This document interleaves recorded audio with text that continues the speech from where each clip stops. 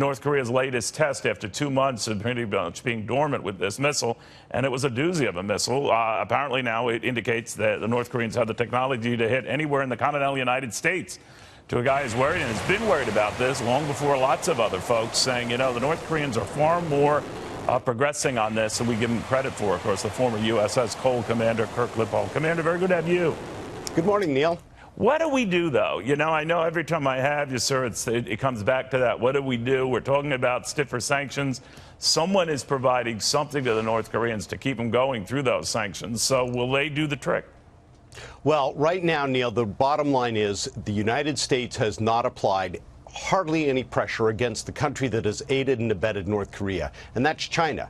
And until we begin to do that in earnest, where they are affecting their economy, where they're affecting their government, where they're affecting their banking industry, we still have lots of economic and measures that we can employ along with diplomacy to be able to head off any kind of military action.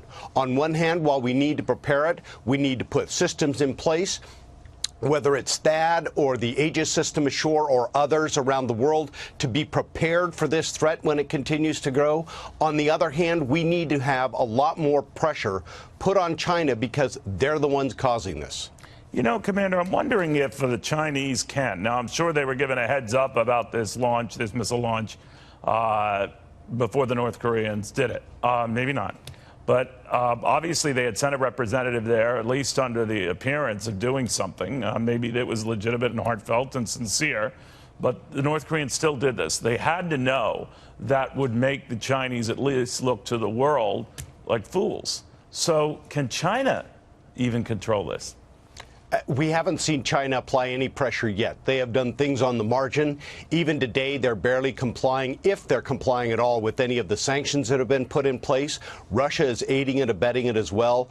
So I think that we need to start in earnest and drawing up what I've said for months, Neil, and that is a comprehensive, across-the-government plan that is going to begin to lay out sanctions that China is going to feel that it's going to hit them right where it hurts, in their economy.